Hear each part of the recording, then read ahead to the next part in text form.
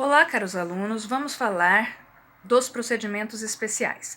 Nós já falamos dos procedimentos comum, ordinário, sumário e sumaríssimo, já falamos do procedimento especial do Tribunal do Júri, do procedimento especial dos crimes cometidos por funcionários públicos, do procedimento especial dos crimes contra a honra, do procedimento especial no crime de tráfico ilícito de entorpecentes e temos agora dois outros procedimentos.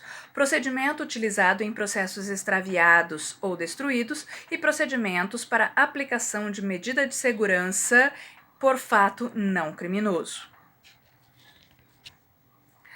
O procedimento utilizado em processos extraviados ou perdidos depende muito da restauração. Então, no que consiste essa restauração? Restauração consiste em você buscar cópias autenticadas do processo original, que foi perdido ou destruído. Então, havendo cópias autênticas, será entregue em juízo para a restauração do processo original. Não havendo cópias autênticas, então será chamado o escrivão que atuou nesse processo para que ele, de acordo com as suas lembranças, possa dizer o que ele pode contribuir para a restauração desse processo. Então, de acordo com as suas lembranças, ele vai dizer para e passo em que pé esse processo estava. Se não for possível, aí será buscado instituições para ver se existe alguma cópia. Por exemplo, o Instituto Médico Legal para ver se tem aí cópia do exame de corpo de delito, a Delegacia de Polícia para ver se tem aí a cópia do inquérito policial. Então vamos ver o que diz o artigo. O artigo 541 diz: os autos originais de processo penal extraviados ou destruídos, em primeira ou segunda instância, serão restaurados. Se existir e for exibida cópia autêntica ou certidão do processo, será uma ou outra considerada como original. Na falta de cópia autêntica ou certidão do processo, o juiz mandará de ofício ou a requerimento de qualquer das partes que o escrivão certifique o estado do processo segundo a sua lembrança e reproduza o que houver a respeito em seus protocolos e registros. Sejam requisitadas cópias do que constar a respeito no Instituto Médico Legal, no Instituto de Identificação e Estatística ou em estabelecimentos congêneres, repartições públicas, penitenciárias ou cadeias. Como que se dá esse processamento? Primeiramente, o juiz ele vai citar as partes, para no prazo de 10 dias, citarem 10 dias para eles participarem da audiência. Não é? A audiência serve para quê? Para a restauração dos autos, para a entrega das cópias e fazer a restauração dos autos originais. Nessa audiência, o MP e as partes, o Ministério Público e as partes, elas podem oferecer testemunhas, quaisquer pessoas que saibam do processo, qualquer pessoa que tenha participado desse processo, ou um serventuário da justiça, o oficial de justiça, o escrivão, perito. Então, qualquer pessoa que tenha conhecimento desse processo pode ser testemunha, não é? Podem também entregar cópias de documentos, tudo nessa audiência. Aí será feita a oitiva das testemunhas arroladas, Se as partes requererem exames e perícias, essas perícias elas podem ser repetidas, já que foram extraviadas, ou destruídas, então elas podem ser repetidas, de preferência pelo mesmo perito que fez a perícia anterior. Se não houver documentos autênticos a serem entregues na audiência, aí isso será suprido pelas provas testemunhais. O artigo 541, letra C, diz: as partes sejam citadas pessoalmente ou, se não forem encontradas, por edital, com o prazo de 10 dias para o processo de restauração dos atos. Proceder-se-á à restauração na primeira instância, ainda que os autos se tenham extraviado na segunda instância. Artigo 542. No dia designado, as partes serão ouvidas, mencionando-se em termo circunstanciado os pontos em que estiverem acordes, e a exibição e a conferência das certidões e mais reproduções do processo apresentadas e conferidas. Artigo 543. O juiz determinará as diligências necessárias para a restauração, observando-se o seguinte: caso ainda não tenha sido proferida a sentença, reinquirir-se-ão as testemunhas, podendo ser substituídas as que tiverem falecido ou se encontrarem em lugar não sabido. Os exames periciais, quando possível, serão repetidos e, de preferência, pelos mesmos peritos. A prova documental será reproduzida por meio de cópia autêntica ou, quando impossível, por meio de testemunhas. Poderão também ser inquiridas sobre os atos do processo, que deverá ser restaurado, as autoridades, os serventuários, os peritos e mais pessoas que tenham nele funcionado. O Ministério Público e as partes poderão oferecer testemunhas e produzir documentos para provar o teor do processo extraviado ou destruído. Depois das diligências requeridas, o processo ele tem que ser concluído em 20 dias, para depois o juiz dar a sua sentença, né? Depois que estiver concluído para a sentença, né, antes mesmo do juiz julgar o caso, ele pode pedir esclarecimentos. Se ele ainda tiver dúvida de alguma coisa, ele pode pedir esclarecimentos no prazo de 5 dias, não é? As custas desse processo. Se no processo original essas custas já foram pagas, então não será cobrado no processo de restauração. Agora, se saber quem destruiu o processo, se tiver conhecimento de quem destruiu o processo, se tiver conhecimento de quem extraviou, perdeu este processo, as custas serão cobradas da pessoa que extraviou ou perdeu, né, ou destruiu, em dobro. As custas serão cobradas em dobro. Então, isso é uma penalidade para quem extraviou ou destruiu o processo, porque no processo a gente tem que tomar conta. Então, quem destruiu ou extraviou o processo terá como penalidade o pagamento das custas em dobro, fora a parte criminal, né, que a pessoa será processada criminalmente pelo extravio, porque é crime. Você perder, extraviar e destruir processo é crime, então será responsabilizado criminalmente.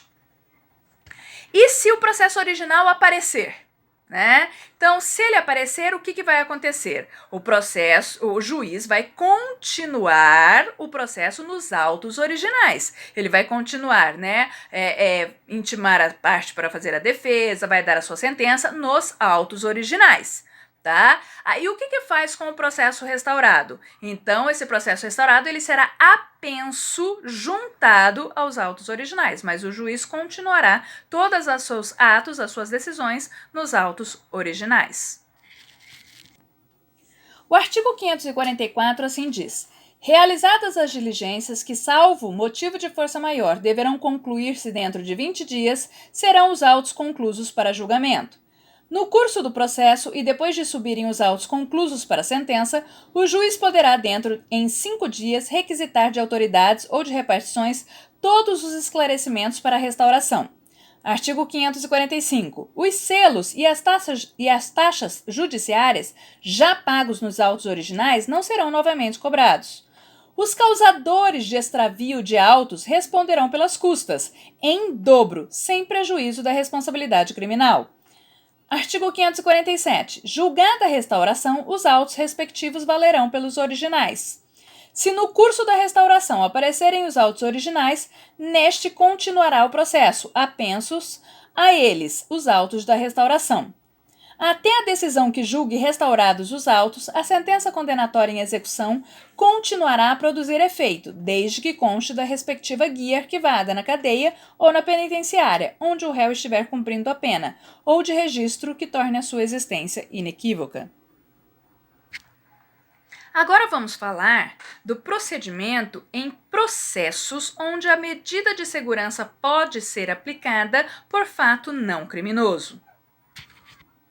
Primeiramente, o que a gente tem que saber? Né? Nós temos que saber o seguinte, que todas as vezes que uma pessoa comete um crime ou uma infração penal e ela é considerada inimputável, ou seja, não entende o caráter ilícito do fato e nem se autodetermina em relação a ele, o juiz vai aplicar medida de segurança, que é uma sanção penal imposta pelo Estado, né, de internação ou tratamento ambulatorial para essas pessoas em manicômios judiciários. Então, uma pessoa que comete um crime e é considerada inimputável devido a uma doença mental, né, aí ela vai pegar medida de segurança.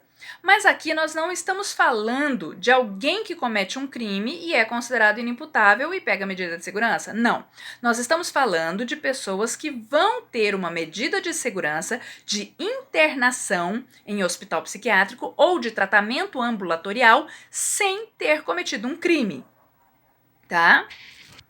Essa possibilidade se dá quando o agente é de alta periculosidade, ou seja, a pessoa ela é perigosa para si mesmo e para a sociedade. Então, pode haver aí a possibilidade de aplicação de uma medida de segurança de internação ou tratamento ambulatorial para uma pessoa altamente perigosa, mesmo que ela não tenha ainda cometido um crime.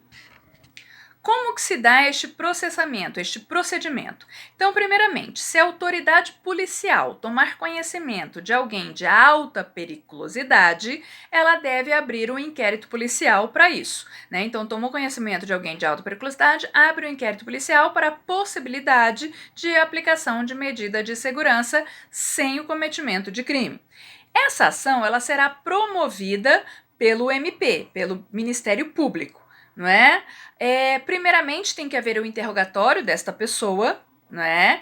De alta periculosidade. Ela vai poder apresentar a sua defesa prévia no prazo de 2 dias, né? As partes podem requerer diligências e arrolar até 3 testemunhas para serem ouvidas em uma única audiência.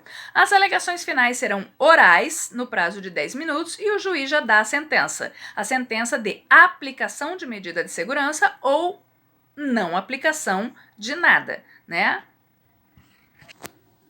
O que diz o artigo? O artigo 549 diz: se a autoridade policial tiver conhecimento de fato que, embora não constituindo infração penal, possa determinar a aplicação de medida de segurança, deverá proceder a inquérito, a fim de apurá-lo e averiguar todos os elementos que possam interessar a verificação da periculosidade do agente. O processo será promovido pelo Ministério Público, mediante requerimento que conterá a exposição sucinta do fato, as suas circunstâncias e todos os elementos em que se fundar o pedido. O juiz, ao deferir o requerimento, ordenará a intimação do interessado para comparecer a juízo a fim de ser interrogado. Após o interrogatório, ou dentro do prazo de 2 dias, o interessado ou seu defensor poderá oferecer alegações. O juiz nomeará defensor ao interessado que não tiver. O Ministério Público, ao fazer o requerimento inicial e a defesa, no prazo estabelecido no artigo anterior, poderão requerer exames, diligências e arrolar até 3 testemunhas. Após o prazo de defesa ou a realização dos exames e diligências, ordenados pelo juiz de ofício, ou a requerimento das partes, será marcada audiência em que, inquiridas as testemunhas e produzidas as alegações orais pelo órgão do Ministério Público e pelo defensor, dentro de 10 minutos para cada um, o juiz proferirá a sentença. Se o juiz não se julgar habilitado a proferir a decisão, designará desde logo outra audiência, que se realizará dentro de 5 dias para publicar a sentença. Quando instaurado o processo por infração penal, o juiz, absolvendo ou impronunciando o réu, reconhecer a existência de qualquer dos fatos previstos no artigo 14 ou no artigo 27 do Código Penal, aplicar-lhe-á, se for o caso, medida de segurança. Em relação a isso, o ano passado foi publicada a Lei 13.840, de 2019, autorizando a internação compulsória. Antes, uma pessoa só poderia ser internada para se tratar, de uma doença ou até para se tratar do vício, vício em substâncias entorpecentes, se ela quisesse. Mas o ano passado, por meio dessa lei, foi autorizado a internação compulsória para garantir a segurança da própria pessoa e da sociedade. Então, para concluir, a gente sabe que pode haver a aplicação da medida de segurança para quem cometeu crime e é considerado inimputável e a aplicação de medida de segurança para quem é considerado periculoso.